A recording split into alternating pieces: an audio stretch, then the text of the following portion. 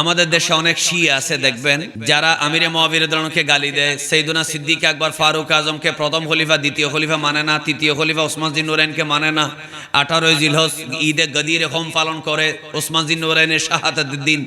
এই ধরনের বন্ড যেগুলো আছে এরা কি বলে জানেন, আবু বকর সিদ্দিক ওমর এরা ক্ষমতা দখল করার জন্য আমার নবীকে 3 দিন পর্যন্ত রেখে দিয়েছে দাফন না করে।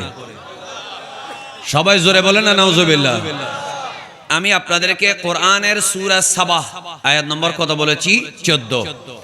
আল্লাহ বলেন ফালাম্মা কদাইনা আলাইহিল মাউতা, আল্লাহ তাআলা বলেন আমি সুলাইমান আলাইহিস সালামের জন্য মওতকে অর্থাৎ এই দুনিয়া থেকে চলে যাওয়াকে কি করলাম? ফয়সালা করলাম, অর্থাৎ এই কাজটা নির্ধারণ করলাম।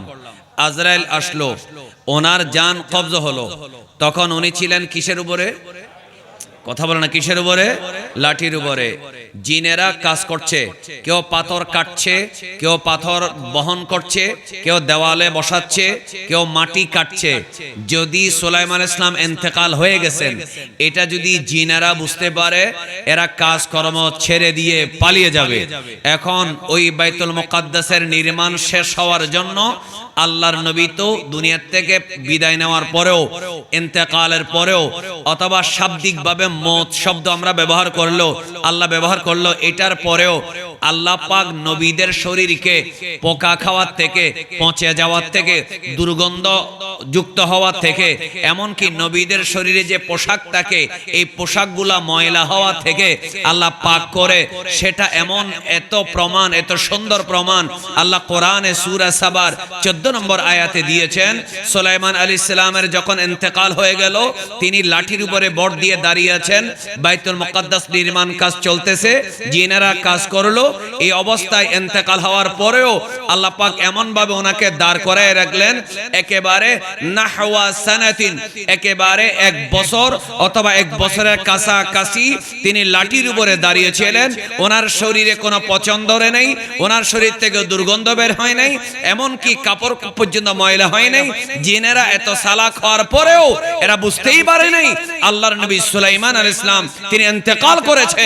এরা বাইতুল মুকাদ্দাসের কাজ যখন একেবারে শেষের দিকে চলে আসলো, এমন সময় আল্লাহ পাক ওই দুনিয়ার মধ্যে দাব্বাতুল আরদ মানি ওই পোকাকে আল্লাহ হুকুম করলেন, এবার সুলাইমান আলাইহিস সালাম যে লাঠিতে ভর দিয়ে আছে সেই লাঠির নিচের থেকে, মাটির থেকে একটু একটু করে খাওয়া শুরু করে দাও।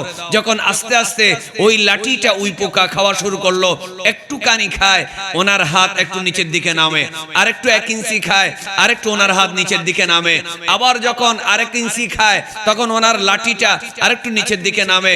আস্তে আস্তে আস্তে আস্তে ধীরে ধীরে যখন ওই পোকা একেবারে লাঠিটা অর্ধেকের বেশি যখন খেয়ে ফেললো, তখন সুলাইমান আলাইহিস সালাম দাঁড়ানো অবস্থা থেকে একেবারে মৃদুভাবে ধীরে ধীরে ধীরে ধীরে মাটির মধ্যে শুয়ে গেলেন।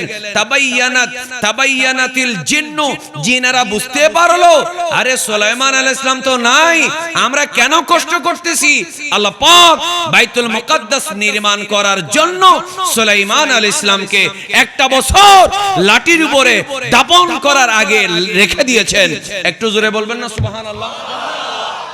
এজন্য শরহুল আকায়েদ আন-নাসফিয়া, ওই শরহুল আকায়েদ আন-নাসফিয়ার মধ্যে আছে ইন্নান নাসবাল ইমামে ওয়াজিবুন, ইমাম নিয়োগ করা আমার নবীর পরে কে খলিফা হবে, খলিফাতুর রাসূল কে হবে, এটা নিয়োগ করাটা ওয়াজিব। এজন্য সমস্ত সাহাবে কেরামের ইজমা হয়ে গেল, সবাই এক হয়ে গেল। আমার নবীকে যদি দাফন করা হয় তখন এই মদিনা শরীফের মধ্যে আব্দুল্লাহ ইবনে উবাই ইবনে সুলুল মারা গেলেও তার পক্ষে কিছু মুনাফিকের বাচ্চা ইহুদি নাসারা আছে, এরা ডিস্টার্ব করবে, মতানৈক্য সৃষ্টি করবে, ফিতনা সৃষ্টি করবে, ফাসাদ সৃষ্টি করবে, সিদ্দিক আকবরের ব্যাপারে বিভিন্ন ধরনের ফিতনা করবে। এজন্য সিদ্দিক আকবর রাদিয়াল্লাহু তাআলা আনহু খলিফাতুর রাসূল, যিনি হচ্ছেন আফদালুন নাস বাদার রাসূল অথবা আফদালুন নাস বাদাল আম্বিয়া হওয়ার কারণে সমস্ত সাহাবে কেরাম সিদ্দিক আকবরকে খলিফা হিসেবে নির্ধারণ করার জন্য বাইতুল মুকাদ্দাস থেকেও আরো ইম্পর্টেন্ট হলো খলিফাতুর রাসূল নির্বাচন করা। একটু মহব্বতে বলেন না সুবহানাল্লাহ।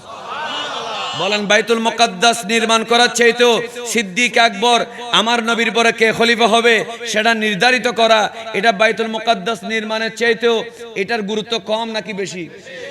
বেশি হওয়ার কারণে বাইতুল মুকাদ্দাস যদি দেওয়াল একটা নির্মাণ না হয়, এটা আর কেউ বানাতে পারবে, জিনারা না বানাইলে মানুষে বানাইতে পারবে। অধিকাংশ কাজ শেষ হয়ে গেছে, তারপরও আল্লাহ তাআলা হযরত সুলাইমান আলাইহিস সালামকে 1 বছর দাফন ছাড়া দাঁড় করে রেখেছেন। একদিকে নবীদের শরীর যে অক্ষত থাকে এটার প্রমাণ হলো, অন্যদিকে বাইতুল মুকাদ্দাস নির্মাণ শেষ হলো। যদি আল্লাহ সুলাইমান আলাইহিস সালামকে 1 বছর যদি দাঁড় করে রাখতে পারে ইন্তেকালের পরে, আমার নবীকে 2.5 দিনের দিন দাফন করা হলো। এই জন্য সাহাবায়ে কেরামদেরকে গালি দেওয়ার কোনো সুযোগ আছে?